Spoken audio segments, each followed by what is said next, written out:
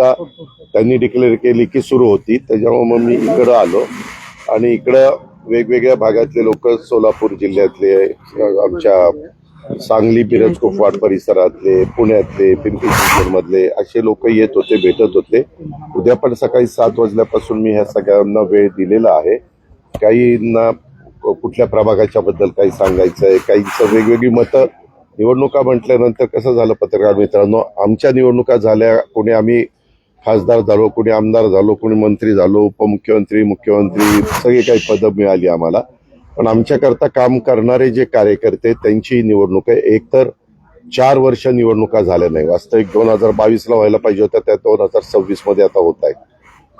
नवीन कार्यकर्त्यांना वाटतं की आपल्याला संधी मिळावी. बऱ्याच जणांनी आणि त्याच्यात खूप जणांना फार त्याच्यामध्ये कष्ट घ्यावे लागले की आता निवडणुका लागतील म्हणून कुणी कुणी प्रयत्न केले, परत निवडणुका पुढे गेल्या. असं करत करत या जरा सगळ्यांना म्हणजे जे इच्छुक उमेदवार होते त्यांना जरा त्रासच झालेला, ही गोष्ट खरी आहे. पण आता खऱ्या अर्थाने निवडणुका लागल्यात आणि ह्याच्यानंतर माझ्या माहितीप्रमाणे जिल्हा परिषद तालुका पंचायतीचा सुप्रीम कोर्टाने तो निकाल दिलेला आहे की 50%च्या आतमध्ये आरक्षण पाहिजे. त्याच्यात विशेषतः आपल्या विदर्भातल्या, नंतर मराठवाड्यातल्या 2 आणि विदर्भातल्या बहुतांशी आणि आपल्या उत्तर महाराष्ट्रातल्या काही अशा ह्या निवडणुकांचं 50%च्या आतमध्ये आरक्षण आणतील निवडणूक आयोग, कारण सुप्रीम कोर्टाचेच आदेश आहेत. ते झाल्यावर त्याही जाहीर. दादा, युतीबद्दल मुख्यमंत्र्यांनी आज विधान केले की पुण्यात राष्ट्रवादी आमच्यासोबत लढणार नाहीत, दुसऱ्याचा फायदा व्हायला नको एकत्र. पण शेवटी राज्याचे ते प्रमुख आहेत आणि त्यांना जे योग्य वाटतं ते स्टेटमेंट त्यांनी केलेलं आहे. त्याच्यामध्ये त्यांनी जे काही मला त्यांनी काय सांगितलं ते माहिती नाही, परंतु त्यांनी सांगितलं याचा अर्थ चर्चा होऊनच झालेला असेल म्हणूनच ते बोलले असेल. अरे बाबा, मी कार्यक्रम संपल्या मी टीव्ही पण बघितला नाही किंवा काही मला माहित नाही मुख्यमंत्र्यांनी काय स्टेटमेंट केलं. मी तर तुम्हाला म्हणतोय की मुख्यमंत्र्यांचं स्टेटमेंट जे झालेलं आहे ते निश्चितपणे आम्ही अनेकदा एकत्र बसतो, चर्चा करतो, त्याच अनुषंगाने त्यांनी केलं असेल. पुणे आणि पिंपरी चिंचवडसाठी काय रणनीती असणार? पुणे आणि पिंपरी चिंचवडसाठी रणनीती काय असणार दादा? त्या संदर्भामध्ये रणनीती निवडणुका लढवायची असणार, दुसरे काही अरे बाबा, अनेक विषयाच्या बद्दल आम्ही चर्चा करतो. त्यांनी आता काय तुम्हाला सांगितलं हे मला माहिती नाही, पण तरी देखील मी सांगतो की त्यांनी सांगितलं याचा अर्थ विचारपूर्वकच त्यांनी स्टेटमेंट केलं असेल. पवार यांच्याशी आमची चर्चा झालेली आहे, पुणे आणि पिंपरी चिंचवड मध्ये आम्ही एकत्र लढणार नाही असं ते म्हणत. ठीक आहे, बरोबर आहे. दुसरं ऑप्शन आपल्याकडे पवार साहेबांसोबत युती करणार का? राष्ट्रवादीची युती, दोन्ही राष्ट्रवादीची अरे युती. बाबा, आता निवडणूक जाहीर झाली, तुला काय जरा कळ काढ. पेशन्स ठेव सारखं. त्यामध्ये ऐक ना, आता 4 वाजता का 5 वाजता डिक्लेअर झालंय. आता सगळीकडं त्याचा बोबाटा झालेला आहे. आता बरेच जण वेगवेगळ्या ठिकाणी उमेदवारी मागण्याचा प्रयत्न करतायत आणि वेगवेगळे पक्ष कसे प्रभात स्ट्रॉंग होतील अशा प्रकारचा प्रयत्न करतायत. आता ते आम्ही काय केलं, मागे 15 वर्ष लोक महाविकास आघाडीमध्ये काम करत असताना आम्ही आणि काँग्रेसवाले काय करायचो, किंवा आमचे मित्रपक्ष शेका पक्ष होता तेव्हा, किंवा इतर RPI आठवले साहेब तेव्हा आमच्या बरोबर काही काळात होते. तर त्या काळामध्ये आम्ही स्थानिक जी काही जिल्हा असेल किंवा कॉर्पोरेशनला स्थानिक ते शहर असेल तिथल्या जिल्हाध्यक्षांना आणि तिथल्या जे काही आजी माजी पदाधिकारी, आमदार, खासदारांना तो अधिकार द्यायचो की तिथली एक राजकीय परिस्थिती बघून तुम्ही तुमचे निर्णय घ्या आणि तशा पद्धतीनं ते निर्णय घ्यायचे आणि निवडणुका व्हायच्या. महायुतीमध्ये नेत्यांमध्ये एकमेकांना घेतलं जाते, म्हणजे शिवसेनेचे पदाधिकारी घेतले जातात, भाजप शिवसेनेचे पदाधिकारी घेत आहे. आज देवेंद्र फडणवीस बोलताना असं म्हणाले की शिंदे आणि आमच्यामध्ये असं ठरले की एकमेकांचे पदाधिकारी पक्षामध्ये घ्यायचं नाही. मात्र तुमच्या पक्षाबद्दल ते काय बोललेले नाहीत. आगामी काळामधले तुमच्या पक्षातले नेते पदाधिकारी सुद्धा घेण्यासाठी त्यांनी ग्रीन सिग्नल दिलेला आहे असं तुला ते म्हणलं.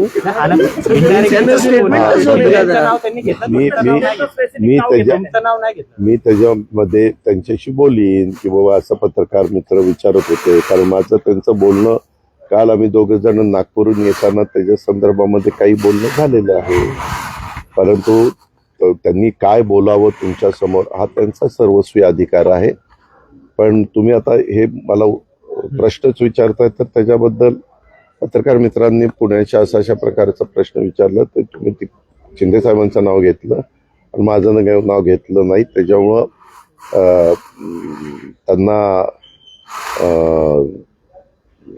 एक बातमी त्याच्यातनं होऊ शकते किंवा तुमच्या कुणाच्या सूत्रांच्या माहितीनुसार ते नाही. अरे पण ते तसं बोलले, परंतु तुम्ही त्याचा अर्थ मराठी भाषेचा कसा अर्थ काढावा तसा काढता येतो. माहितीमध्ये एक प्रमुख पक्ष आहे. शिंदेचं नाव घेतलं, तुमचं घेतलं नाही, त्याच्यामुळे ठीक आहे, मी विचारतो ना बाबा, विचारून सांगतो ना. भाजपसोबत शिवसेना असणार आहे, तुम्ही कोणाशी इतर पक्षांची युती घेणार आहात का? अजून मी ठरवलेलं नाहीये. योग्य वेळी योग्य निर्णय घेत. दादा, ही लढत ठीक आहे, उमेदवारी अर्ज भरायच्या आधीपर्यंत. दादा, ही लढत मैत्रीपूर्ण होणार आहे का? दादा, ही लढत मैत्रीपूर्ण होणार आहे का? चिंचवडचं राजकारण फार चांगलं कळतं. कोणाला? तुम्हाला मुख्यमंत्री मला आणि अजित पवारांना पिंपरी चिंचवडचं राजकारण फार चांगलं कळतं. दुसऱ्यांचा फायदा होऊ नये म्हणून आम्हाला वेगळं लढायचं. ठीक आहे, मुख्यमंत्र्यांनी सांगितलं ना, मुख्यमंत्र्यांनी विचारपूर्वकच उत्तर दिलेलं आहे. तुमच्यामध्ये मैत्रीपूर्ण लढत त्यामध्ये तुम्हालाही माहिती आहे की 25 वर्ष ती महानगरपालिका मी सांभाळलेली. तुम्ही पत्रकार पण नव्हता, तुम्ही विद्यार्थी होता आणि त्याच्यातनं त्यावेळेस त्या शहराचा कसा सर्वांगीण विकास केला हे आपण सगळ्यांनी बघितलेलं आहे. परंतु दुर्दैवाने माझ्यातलेच बरेच जण 2017ला बाजूला गेले आणि त्यामुळं तिथं भाजपच महानगरपालिका आलेली आपण पाहिली. दादा, आम्ही नव्हतो पत्रकारित आहेत, पण तुमचं काम आम्ही बघत होतो. म्हणजे अनेकदा पिंपरी चिंचवडमध्ये तुमचं नाव घेतलं जायचं. आता पिंपरी चिंचवडचे कार्यकर्ते म्हणतात की दोन्ही राष्ट्रवादी एकत्र लढू. आता तुम्ही त्यांना नाही सांगणार. कुणाला सांगणार? पिंपरी चिंचवडचे त्यांचे कार्यकर्ते म्हणतात की आम्ही दोघं एकत्र लढू. अरे मी मगाशी काय तुम्हाला सांगितलं की आम्ही महाविकास आघाडीमध्ये साधारण त्या जिल्ह्यावर अधिकार द्यायचो. आता जिल्ह्यात कोण कोण काय काय ठरवतंय ते माझ्याकडे माहिती येईलच ना.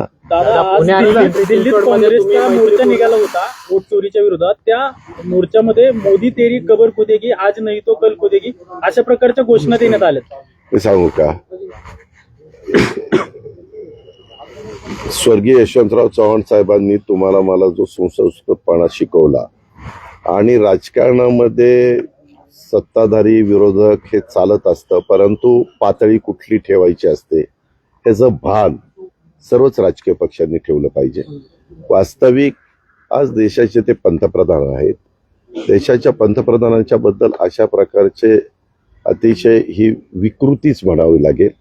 विकृत भाषा वापरायची, विकृतपणा दाखवायचा हे काही बरोबर नाहीये. ही आपल्या भारताची संस्कृती नाही, ही आपल्या भारताची परंपरा नाहीये. हे जे वास्तविक त्यांनी हे जे कोणी वक्तव्य केलं त्याच्याबद्दल ताबडतोब त्या पक्षाच्या लोकांनी सांगितलं पाहिजे, त्याच्याबद्दल माफी मागितली पाहिजे, दिलगिरी व्यक्त केली पाहिजे.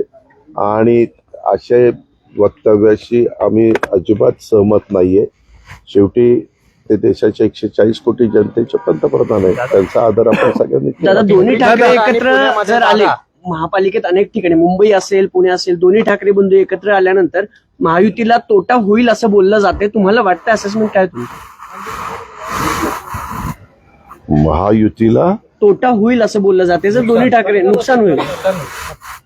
नाही, कोणी एकत्र आलं आणि कोणी विभक्त राहिलं तरी शेवटी जनतेच्या मनात जे असतं ते घडत असतं. जनता जनार्दन हे सर्वस्व आहे, ते ठरवतात कुणाचं बटन दाबायचं आणि कुणाला निवडून आणायचं. काय होतं, मी अलीकडे एक बघितलं की निवडून एखादा पक्ष आला आणि त्यांना योग्य वाटलं तर ते म्हणतात की हे चांगलंय, काय तुमचं ईव्हीएम चांगलंय. अरे काय,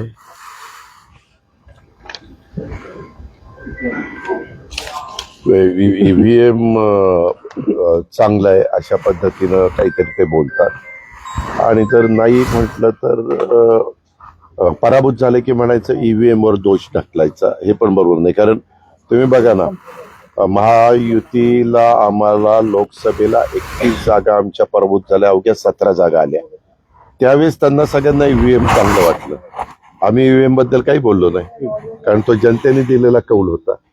परंतु तोच लाडक्या बहिणींच्या निर्णयामुळं आणि शेतकऱ्यांच्या निर्णयामुळं बदल झाला 5 महिन्यांनी, की लगेच ईव्हीएमला दोष द्यायला सुरुवात केली. पण एक गोष्ट मी मान्य करीन, काही काही ठिकाणी दुबार नावं, तिबार नावं किंवा एका मतदारसंघातली नावं दुसऱ्या भागात, अशा गोष्टी झाल्या आणि त्याचा अनुभव सगळ्यांनीच घेतला. म्हणजे याच्याबद्दल मी रवींद्र चव्हाण साहेबांचं पण स्टेटमेंट ऐकलं. माझ्याकडे पण बऱ्याच तक्रारी आल्या. मी पण माझ्याकडे तक्रार आल्यानंतर त्या जिल्ह्यातल्या जिल्हाधिकाऱ्यांना सांगायचो की तपासून घ्या, किंवा माझ्याकडे पण काही असे पुरावे दाखवले गेले.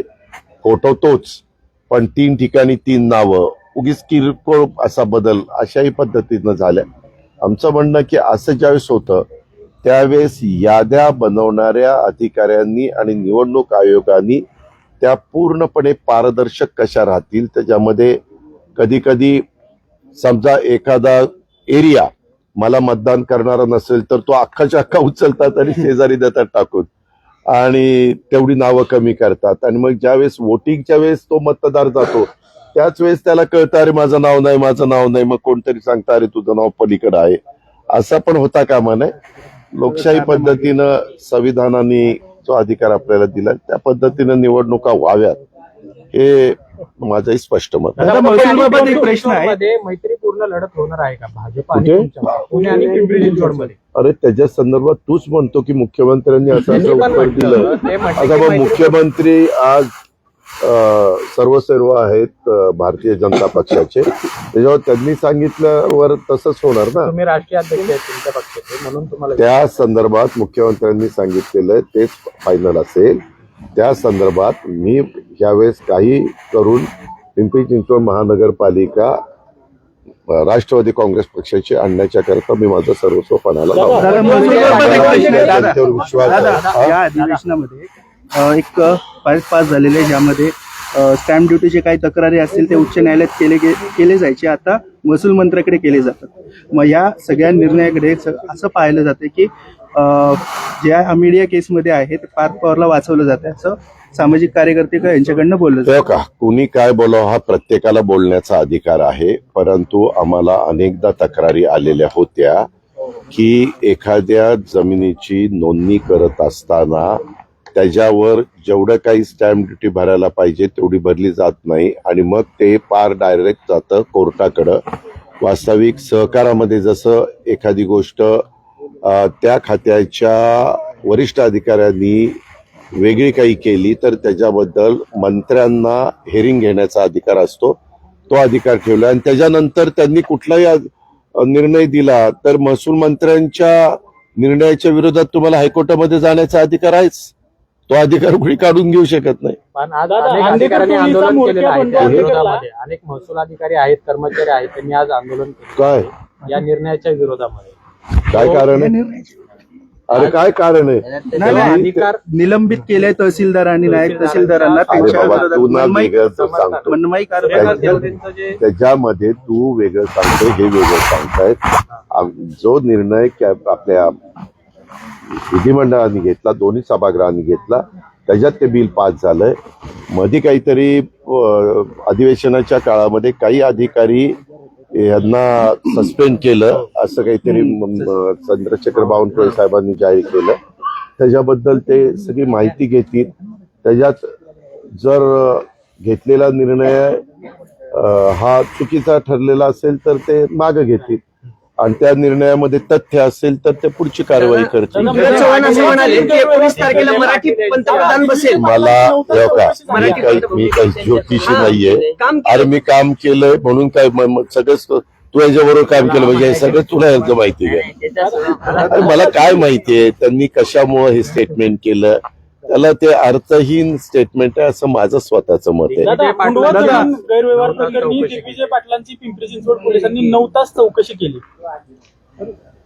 ज्या वेळेस एखाद्या बद्दलचा निर्णय पोलीस घेतात चौकशी करण्याचा, तो चौकशी करण्याचा त्यांचा अधिकारच आहे. त्यावेळेस त्यांनी चौकशी करायची असते, ज्यांची चौकशी करायची असते त्यांनी सगळी म्हणजे पूर्णपणे त्यांना चौकशी करायला सहकार्य करायचं. दादा दादा, अंधेकरांचं काय अंधेकरांचं- ठरलंय का? ते कोर्टात त्यांनी वनराजच्या याचिका केली होती की जागेवरती कोण आम्हाला असेल निवडणूक लढवायची आहे, म्हणजे अंधेकर परिवारातलं कुणीही दोघं कोर्टाने परवानगी दिली, आता ते राष्ट्रवादीकडून लढणार असं कळतंय.